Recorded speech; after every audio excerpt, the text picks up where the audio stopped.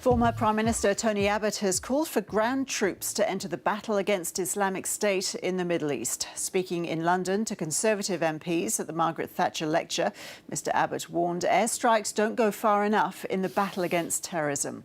He's also counselled Europe to adopt Australia's hardline immigration policies.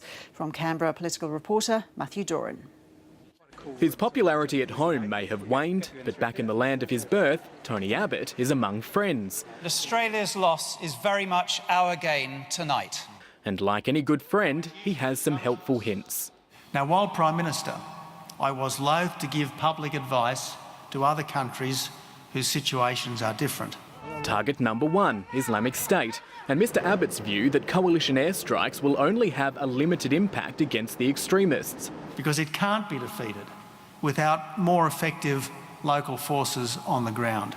Couple that with a warning of what happens with inaction.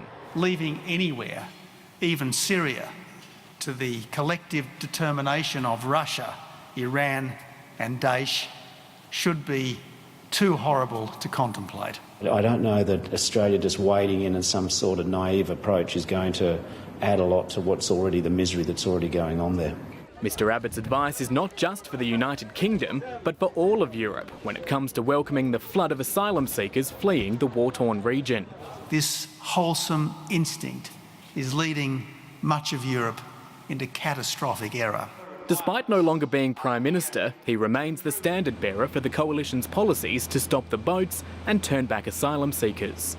And because Australia is the only country that's successfully defeated it twice under Conservative governments, our experience should be studied. I'm not sure that European leaders grappling with a scale and a dimension of a problem which we don't have in Australia, are necessarily going to benefit by Tony Abbott's advice. Tony Abbott's been liberal with his advice overnight, recasting his views on Syria and Iraq to include an explicit criticism of the US-run campaign, as well as expanding the reasons why the West should get involved to curb the influence of Russia and Iran.